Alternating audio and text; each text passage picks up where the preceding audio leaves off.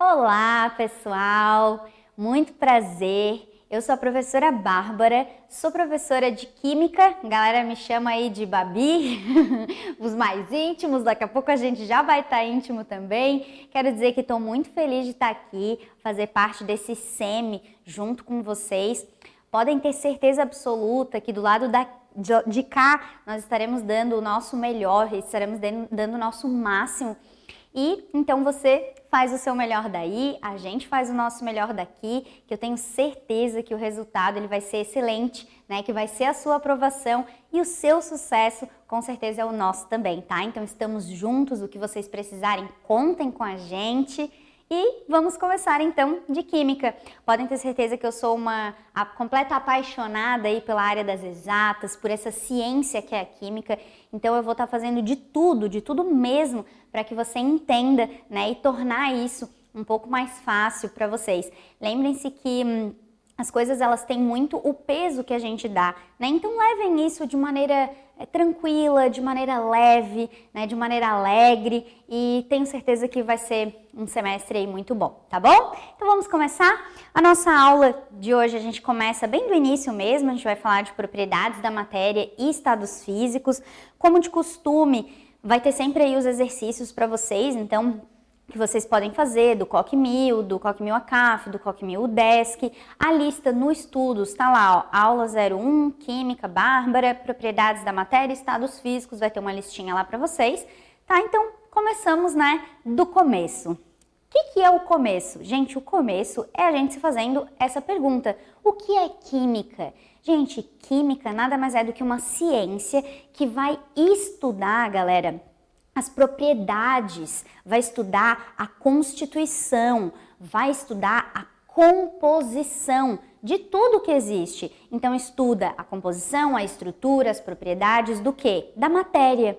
Prof, o que é matéria? Gente, matéria é tudo aquilo, né? Você já deve ter ouvido aquela definição clássica, matéria é tudo aquilo que tem massa e ocupa lugar no espaço. Eu prefiro definir assim como matéria tudo que compõe o universo, tudo que a gente for estudar, né? Então vai fazer parte dessa matéria. E a gente estuda além da composição, da estrutura, das propriedades, estudamos também as mudanças, né, sofridas por essa matéria durante as transformações e durante as reações, tá? Então basicamente esse é o nosso início. E uma coisa que eu gostaria de destacar para vocês é que na química a gente sempre vai estudar as coisas de dentro para fora. Então a gente estuda de início algo lá que é praticamente invisível, que é o átomo, né? E aí você vai vindo para fora, o átomo que forma moléculas, que forma a matéria, que tem propriedades e assim vai. Então por isso que o início às vezes da nossa química, ele se torna um pouco, às vezes até difícil para algumas pessoas, mas a gente vai sim ver, né, o mundo macroscópico, mas primeiro a gente precisa ir lá no micro. Então esses são os pilares da química, ó. A gente vai pegar os materiais e as substâncias e a gente vai ver qual é a composição desses materiais, dessas substâncias, para depois, sabendo a composição, a gente consegue ver as propriedades, certo? E sabendo as propriedades, a gente consegue ver as transformações que essa matéria pode acontecer. Então, por exemplo, a gente poderia pensar, Constituição é feito de ferro. Quais são as propriedades do ferro? Tem ligação metálica? Não tem? Conduz bem corrente elétrica? Não conduz? Quais são as transformações que pode acontecer com esse ferro? Ele pode oxidar? Ele pode, então, sofrer uma combustão? E assim por diante, tá, gente? Então, basicamente, é isso que a gente vai ter dentro do nosso estudo da química, tá? Lembrando sempre, né, estamos vindo de dentro lá da Constituição para fora. E esse de dentro para fora, a gente vai ver que tem várias propriedades, a gente vai ver que tem a estrutura importa, né? Então é o micro que vai ter consequência no macro, tá? Então aqui eu coloquei as divisões clássicas da química para vocês. Claro que a gente poderia dividir em mais sub-áreas, mas essas são as 4 grandes áreas que a gente costuma apresentar, que é a química geral. Então vocês vão começar a ver um pouquinho da química geral comigo, vocês vão também ver na outra frente química geral. Química inorgânica, né, aquela parte de funções inorgânicas, ácido, base, sais e óxidos, vocês veem na outra frente também.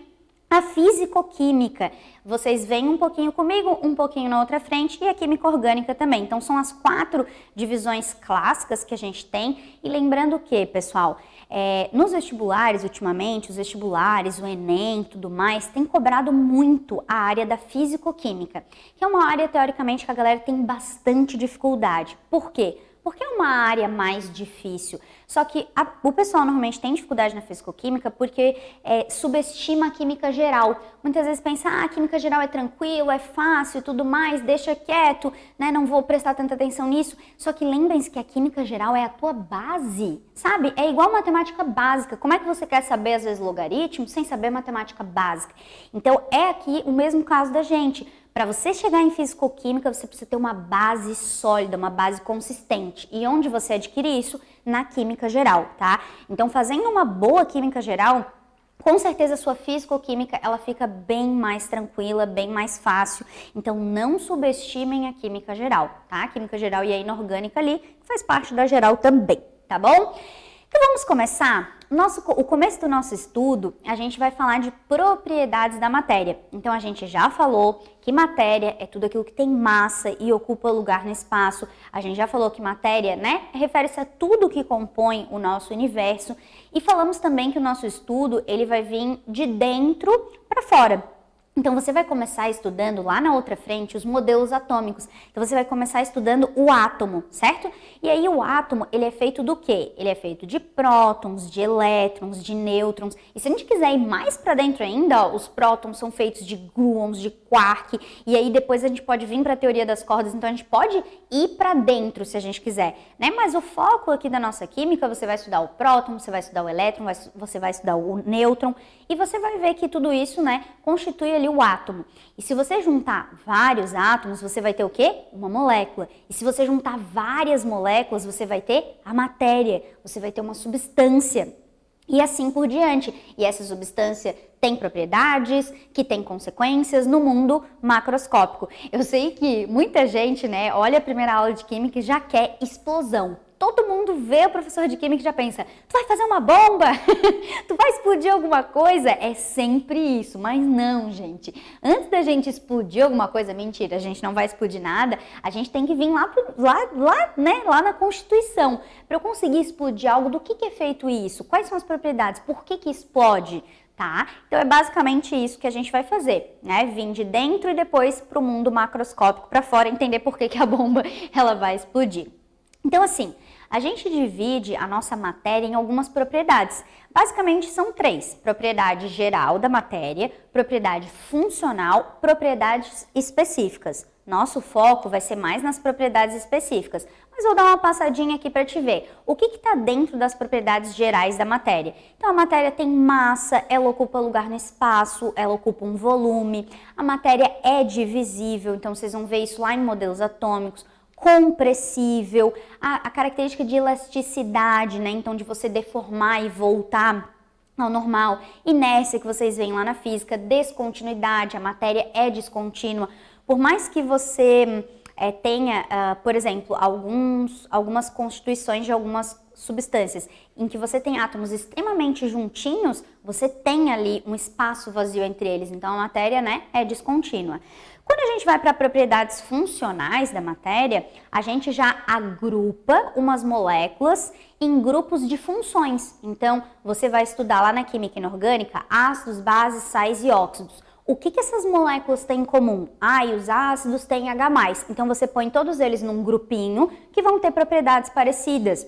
Aí você vai lá para a orgânica, vê álcool, enol, fenol, deído, cetona, éter, éster. Então, o que essas substâncias têm em comum? Elas têm um grupo funcional em comum, as propriedades em comum e, né, tudo mais. Então, propriedades funcionais, você vê aqui um pouquinho na química inorgânica e aqui na química orgânica, tá? Também vai ser objeto de estudo da gente um pouquinho mais para frente. E as propriedades específicas da matéria, a gente pode ainda dividir elas em 3 tipos, organolépticas, químicas e físicas. As propriedades organolépticas têm a ver, tudo que tiver a ver com 5 sentidos. Então, né, olfato, paladar, tato, né, a textura dos materiais, certo? Então, tudo que tiver a ver, visão, tá? Tudo que tiver com 5 sentidos são propriedades específicas da matéria do tipo organolépticas. Aí a gente tem propriedades específicas do tipo químicas, que a gente vê ao longo do nosso estudo. As propriedades específicas do tipo químicas podem ser oxidação, será que esse material oxida ou não? Por quê? Podem ser efervescência, podem ser combustão, então são todas propriedades químicas que a gente vê ao longo do nosso curso. E o nosso foco vai ser aqui em propriedades específicas da matéria do tipo físicas.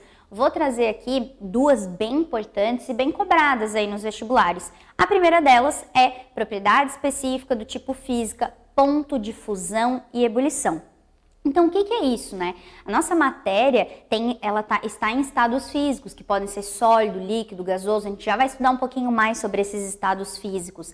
E aí nós temos uma das propriedades físicas é o ponto de fusão e ebulição. E o que é isso? É uma temperatura em que você vai ter a mudança do estado físico sólido para o líquido, no caso do ponto de fusão, e no caso do ponto de ebulição, do líquido para o gasoso. Então as substâncias, né, a água, o álcool, o sal de cozinha, o ouro, o cobre, eles têm esse ponto de fusão e ebulição bem definidos, né? A gente consegue identificar essa substância através do ponto de fusão e ebulição delas. Então aqui, ó, a água, né, o estado físico da água mais comum a 25 graus Celsius, que estaria aqui no meio, ó, é líquido. Se eu botar água a menos 5 graus, ela já vai ser sólida. Se eu botar água a 120 graus, ela já vai ser gasosa. Então, nós temos aqui o ponto de fusão e ebulição. É claro que você não precisa decorar, né, gente, esse ponto de fusão e ebulição, tá? Fiquem tranquilos, mas a gente precisa saber o que é isso.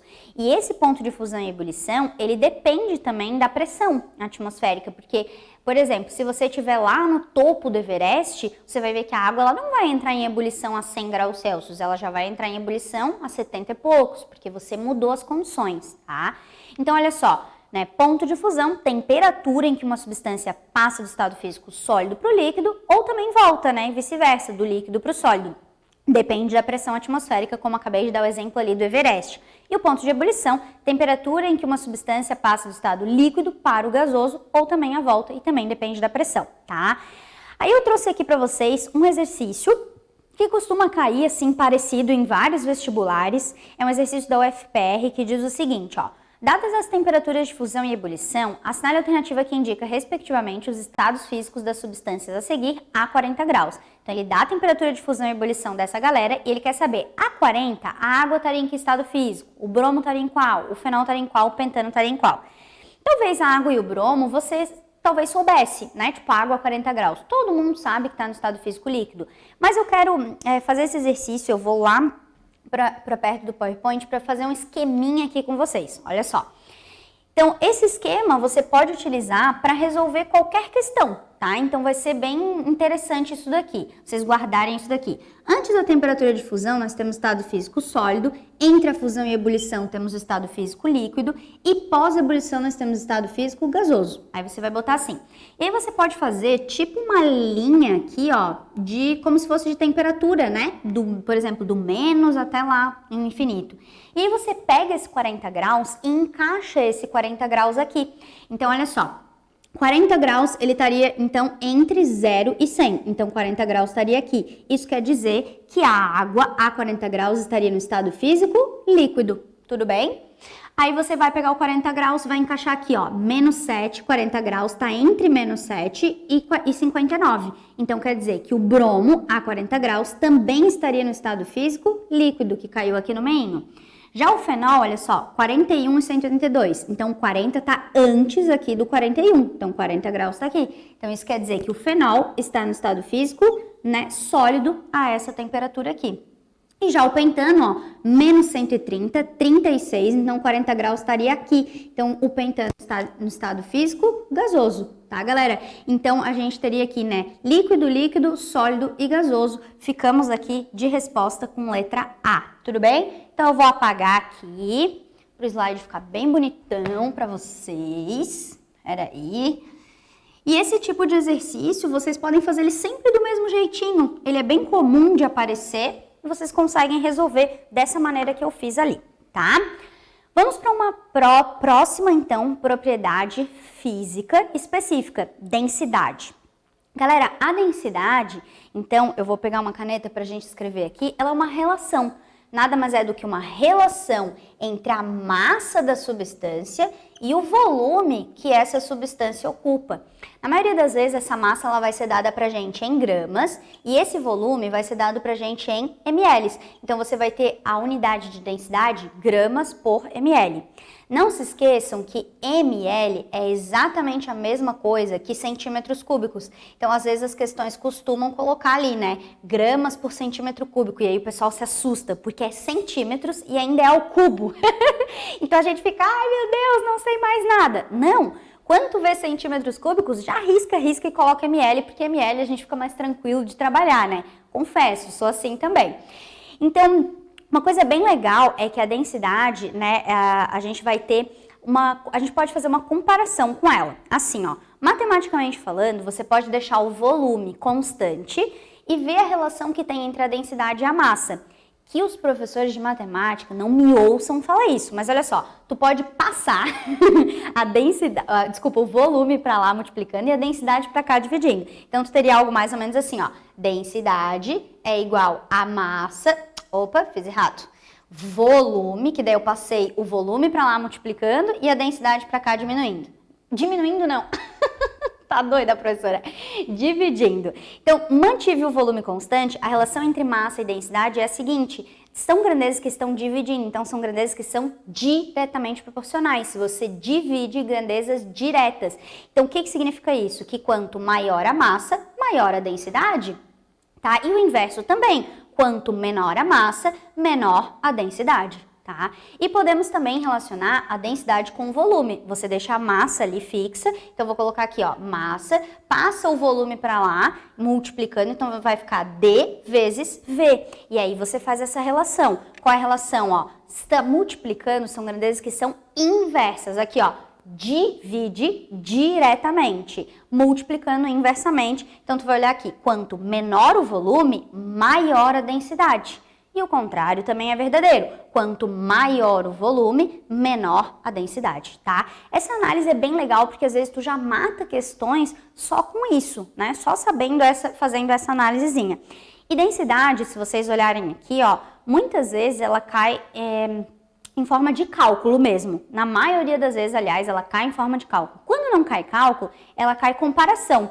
Então, olha só, aqui eu tenho, né, 3 líquidos. Eu não sei se vocês já viram, mas vocês conseguem até colocar no YouTube, se vocês quiserem, torre de líquidos, torre de densidade de líquidos. Então, você consegue ver aqui que a gente tem 3 líquidos com densidades diferentes. O mais denso está lá no fundo, o menos denso está aqui em cima. Podem ver que a gente tem um parafuso. Então, normalmente, né, o estado físico sólido, ele é mais denso do que o líquido, que é, né, mais denso do que o gás. Claro que isso é de modo geral, né, mas a gente poderia fazer essa associação de modo geral. Então, quanto mais para baixo a gente estiver aqui, ó, mais denso, né? Quanto mais para cima, então aqui menos denso. Claro que depende, cada caso é um caso, a gente teria que ter a densidade ou calcular ela, mas, né, pessoal, de maneira geral a gente tem isso daqui, ó, a densidade do sólido, então a relação massa-volume no estado físico sólido, ela vai ser maior do que no líquido, que vai ser maior do que no gás, tá? De maneira geral.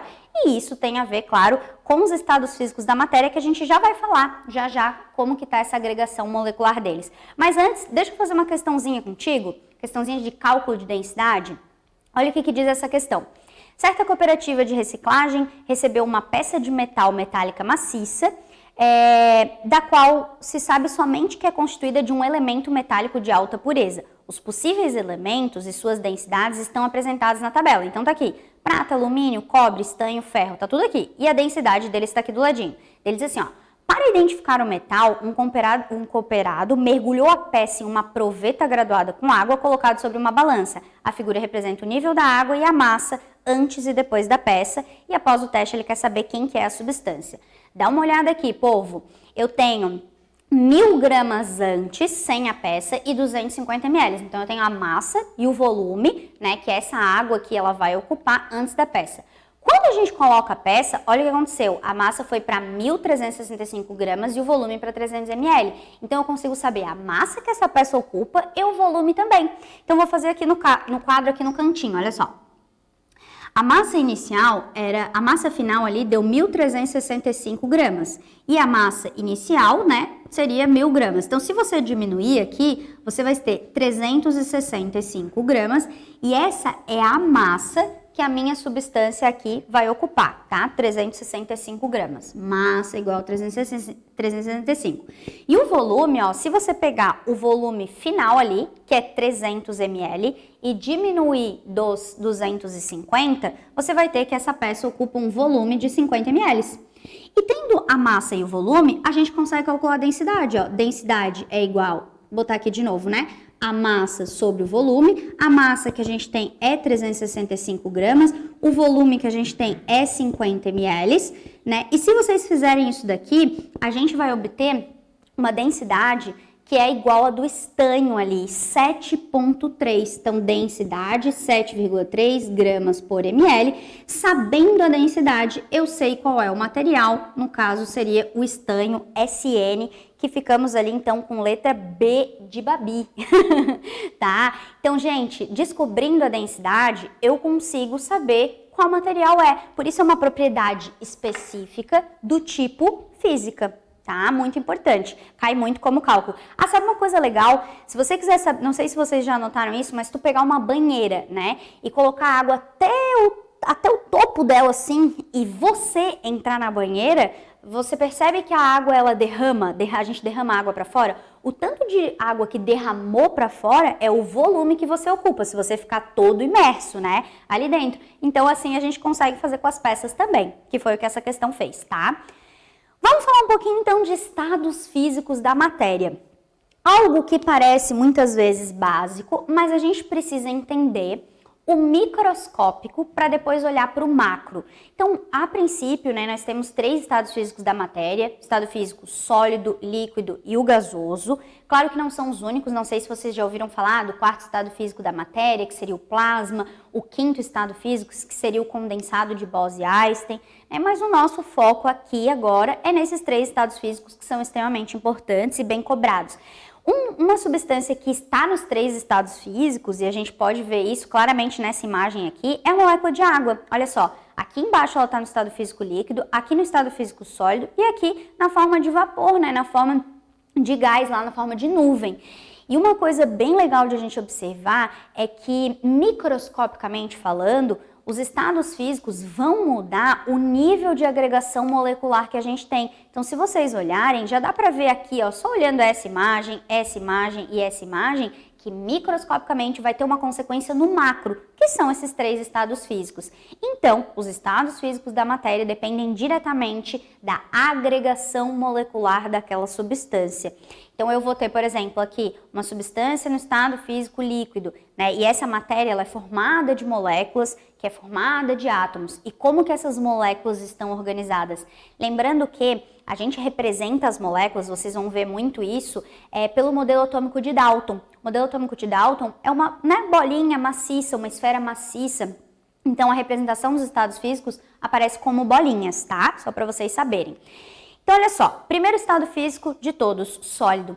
É o estado físico em que a gente vai ter menor energia.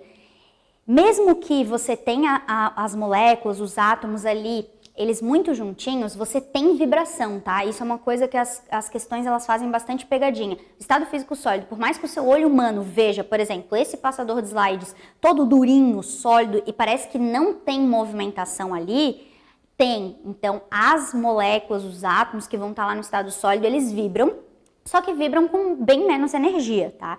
O estado físico sólido, então, a estrutura microscópica, vocês podem olhar essa imagem aqui, a gente vai ter o quê? A gente vai ter átomos, moléculas extremamente próximos uns dos outros, certo? Muito próximos. E estando próximos, você vai ter interação intensa entre eles. E isso vai ter uma consequência, essa coisa micro, vai ter uma consequência no mundo macro. O que seria no mundo macro? Você vai ter forma e volume definido. Então, você consegue ver que esse passador de slide, ele é quadradinho. Você consegue ver que, por exemplo, né, a minha caneta, o meu canetão, deixa eu pegar aqui, ó. Consegue ver que o meu canetão, ele já é mais, tipo, arredondadinho, por exemplo. Então, tem, né, uma forma definida. E o volume, a gente consegue ver o espaço que ele ocupa nitidamente, tranquilamente. Então, essa é a consequência ali no mundo macro. Já, por exemplo, o estado físico líquido vai ser um pouquinho diferente do sólido. Se o sólido a gente tem, né, estrutura bem definida, moléculas extremamente juntas, volume e forma definido, no líquido já vai mudar um pouquinho. Consegue ver que as moléculas ali, elas já não estão tão unidas, né? Então a gente já vai ter uma menor proximidade molecular, certo? E isso vai dar uma consequência, uma maior liberdade também, né? As moléculas, então, elas conseguem se movimentar mais. A gente vê isso quando a gente tem a água líquida, né? Que a gente movimenta ela ali, já dá para ver que as moléculas estão mais livres. E a consequência no mundo macro seria ter volume definido, mas a forma não. Porque se você pega, por exemplo, uma garrafinha de água que tem um formato quadrado, a água vai ter o formato quadrado, né? Se você colocar ali dentro. Se você bota água numa garrafinha redonda, vai ter o formato redondo. Se você bota numa, sei lá, qualquer outro formato, né? Um vaso que tem um formato assim, todo, sei lá, você vai ter aquele formato. Então, né, por isso que a gente diz que a forma não é definida. Mas o volume, sim, o espaço que ela ocupa, a gente consegue ver isso nitidamente. E o estado físico gasoso seria completamente o contrário, então, ali do sólido, né? Se o sólido tem muita aproximação, no gasoso eu vou ter as moléculas muito afastadas. Se no sólido é pouca energia das moléculas, no gasoso as moléculas vão ter mais energia. Então, o que eu vou ter microscopicamente falando? Pouca interação ou quase interação inexistente ali entre as moléculas e muito afastadas.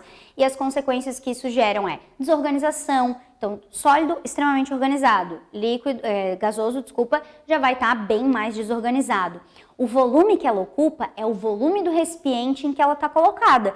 Se eu pegar, por exemplo, 30 ml de um gás e botar numa garrafinha de 50 ml, ele vai ocupar todo o volume do recipiente. E por isso que a gente diz que o volume daquele gás, né, quando você coloca num recipiente de 50 ml, seria 50 ml, porque olha só essa imagem aqui, ele vai ocupar todo o espaço, né, mas eu posso pegar esses mesmos, né, a mesma quantidade de gás que está aqui e botar numa garrafinha talvez menor, de 10 ml, e aí esse gás vai ocupar todo o volume do recipiente e vai ter 10 ml, entende? Então ele é muito, né, versátil, digamos assim, nesse sentido de ocupar todo esse espaço. E aí a gente vai ter forma e volume variáveis, né? Então a forma vai ser a forma do recipiente e o volume também vai ser o volume do recipiente.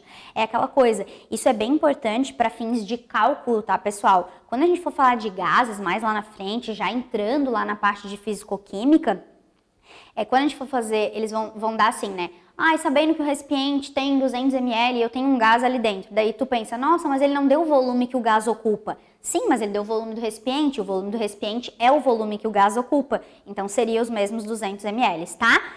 Então, moléculas bem energéticas e bem loucas e bem soltinhas no estado gasoso, moléculas mais juntinhas no estado sólido. E assim, então, a gente, né, caminha ali nos estados físicos. Bom, aí eu peguei aqui um exemplo para vocês da água, né?